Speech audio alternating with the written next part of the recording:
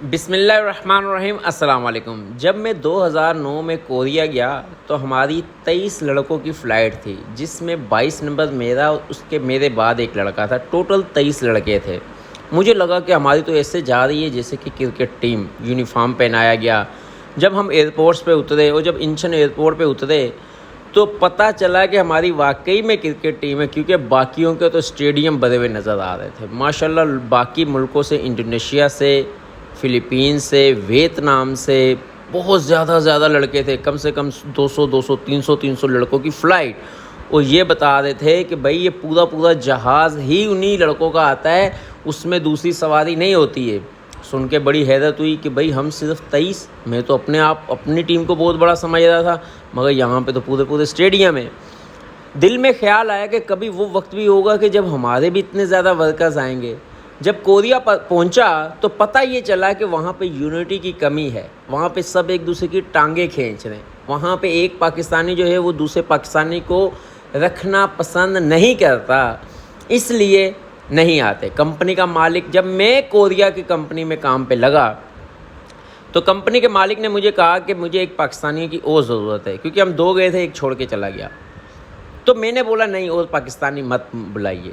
اب کیا وجہ تھی، میں نے کیوں بولا؟ مجھے پاکستانی سے کوئی ایشو نہیں تھا، ایشو یہ تھا کہ جو پاکستانی وہاں رہتے تھے ان کے جب میں دیکھتا کہ وہ آپس میں غیبت، لڑائی جھگڑے میں اور ایک دوسرے کو فرائی پین اٹھا لیتے ایک دوسرے کو مارنے کے لیے، میری آنکھوں کے سامنے نہیں کرتے تھے، مگر میں نے سنتا تھا کہ یار اس طرح اس کا جھگڑا ہو گیا، اس طرح اس کا جھگڑا ہو گیا، اس طرح یہ مسئلے ہیں، دونوں 2-3 بندے دینے میں، یہ صفائی کا مسئلہ ہے، یہ مسئلہ ہے۔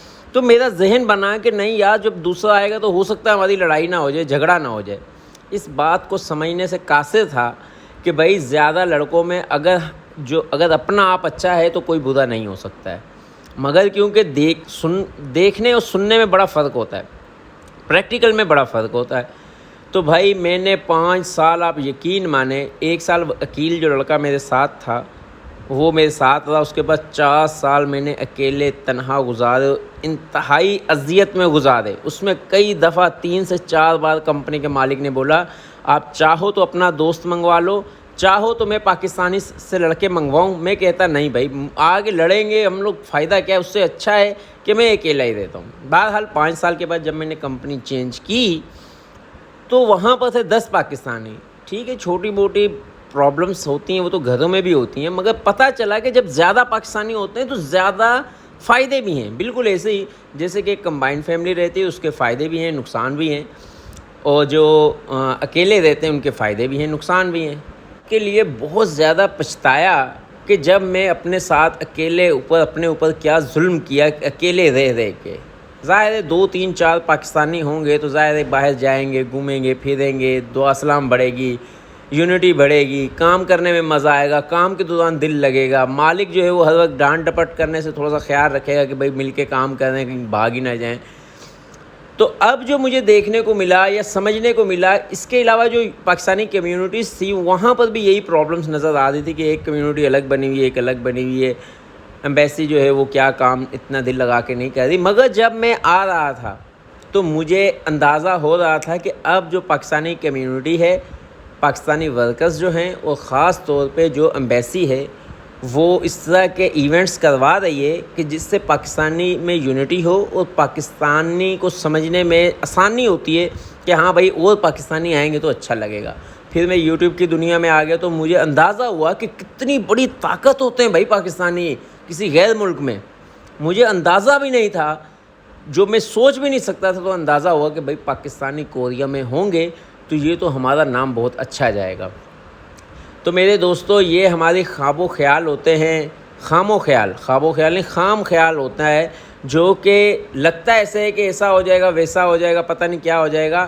ہمیشہ جہاں پر آپ کام کر رہے ہیں، اگر آپ اچھے ہیں تو آپ یقین رکھیں کہ آپ کے ساتھ جو بھی لڑکا آئے گا اچھا ہوگا۔ باقی چھوٹی موٹا مسئلہ ہو بھی سکتا ہے، آپ کوشش کریں کہ آپ کے کمپنی کا مالک اگر آپ سے وہ پوچھے گا، آپ کا کام اگر اچھا ہوگا لازمی پوچھے گا کہ یار آپ کے ساتھ پاکستانی بلا لوں، کسی پاکستانی کو، پرانے پاکستانی کو ہائر کر لوں، تو آپ نے یس کرنا ہے۔ بلکہ آپ خود جائیں آفس کہ بھائی ہم 4 بندے، ہم چاہتے ہیں کہ نیکسٹ جو آپ کا پروجیکٹ لگ رہا ہے، نیکسٹ مشینیں آ رہی ہیں، اس میں ہمارے پاکستانی کام کریں۔ اگر آپ ہمیں سکھانا چاہتے ہیں یا ہمیں کچھ آپ کو ہم میں کوئی غلطی نظر آتی ہے ہمیں بتائیں، ہم کوشش کریں صحیح ہو جائیں۔ تو آپ یقین مانیں یہ ہوا ہے، تبھی جا کے ماشاءاللہ اس بار 200 سے پلس لڑکے گئے، 200 سے پلس لڑکے گئے۔ مجھے وہ پہلی فلائٹ 2009 کی یاد آ گئی کہ جب ہم 23 گئے تھے، وہ 200 300 لڑکے میں دیکھ رہا تھا۔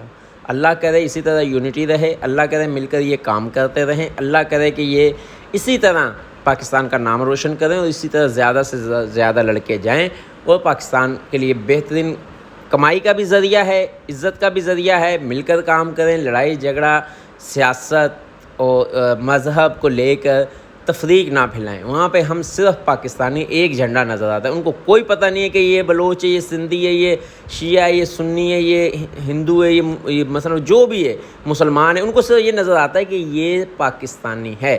اس لیے آپ نے اپنا خیال نہیں رکھنا ہے، پاکستان کا خیال رکھنا ہے۔ آج تک کے لیے اتنا ہی کافی ہے۔ اپنا اپنے دوستوں کا خیال رکھیے گا۔ اللہ حافظ۔